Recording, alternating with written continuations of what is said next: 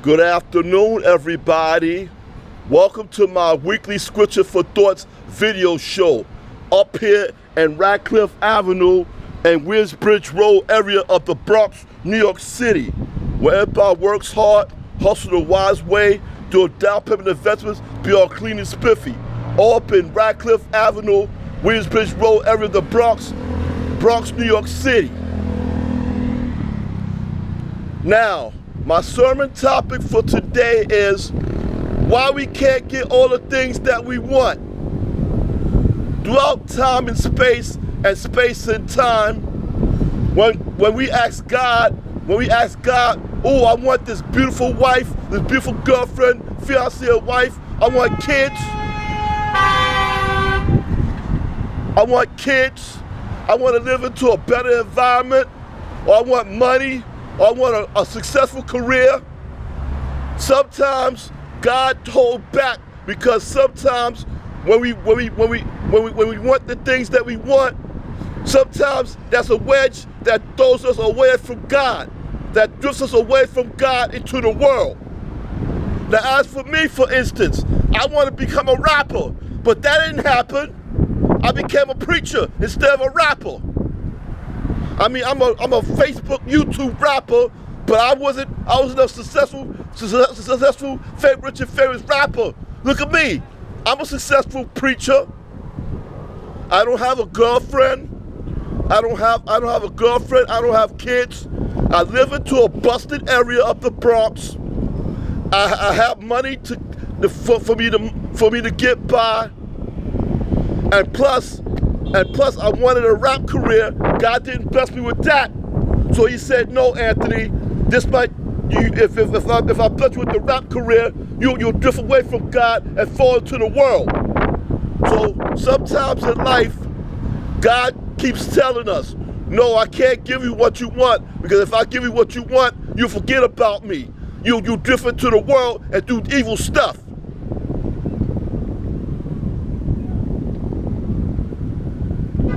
Now, as for the rest of us in the Bronx or wherever part borough that we're at in New York City,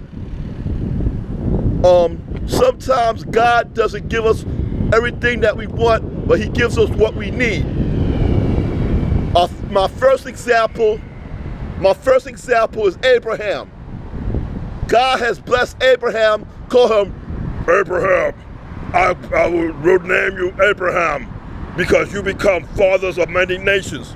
And then later on, after he passed on and died, and he's in heaven, that Jesus made a prophecy, Jesus made a fulfillment about Abraham, said, Abraham saw the day that I came on this earth to save souls, and he was happy. And he was happy that I came home, I was one of his descendants, came home to save souls, and Abraham was glad of my day that I came on this earth.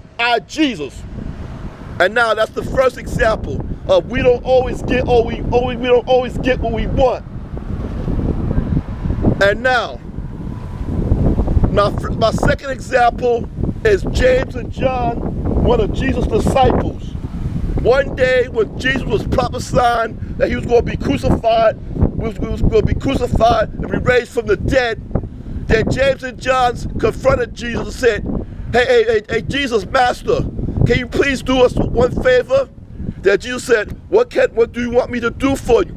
That James said, may each of us sit on the left or the right of your glory. And then Jesus said, you don't know what you asking. Can you drink the cup that I'm cup with, or baptize with the baptize that I'm baptized? Then James and John said, yes, we can. And then Jesus said to James and John, you can indeed drink the cup that I could drink, and you can indeed be baptized with baptism in, but all these things that you asked for, being left and right of my glory, it's not for you to receive. It's the decision been made by God. This decision been made by God, who makes the purpose for all these things that he set for us when we die and go to heaven. That he set everything for us to be thankful of. My second example is James and John, along with Jesus. On the second example of why we don't get all the things that we want. And now, my third example is David. Now God has told David, build to me a temple that I'll just dwell my body in. Then David did that. He built that David wanted to build, but he wasn't able to because God told him that his blood was stained. His blood was stained when man sinned, and then he couldn't do it. He couldn't do it. And then God said to David, your descendants after me, King Solomon, will build the temple right just for me. And then after David died and Solomon became king, he built the temple for God. And then David was blessed in heaven, and Solomon was blessed on this earth by God because he built the temple for God. The third example is David and Solomon and God, and why we don't get all the things we need. Part 3. Now, part 4 is Paul when he preached about in Romans 8, verse 24 to 25, when he says to everybody that tried so hard to get stuff but they can't get it, he said, what good is hope? What good is hope for we have the things, for what is good as hope is seen is no hope at all. But if we don't hope, if we hope for what we don't yet do not have, we wait for it patiently. The fourth example is Paul in Romans 8, verse 24 to 25 on why we don't get the things that we want. Now here's the conclusion.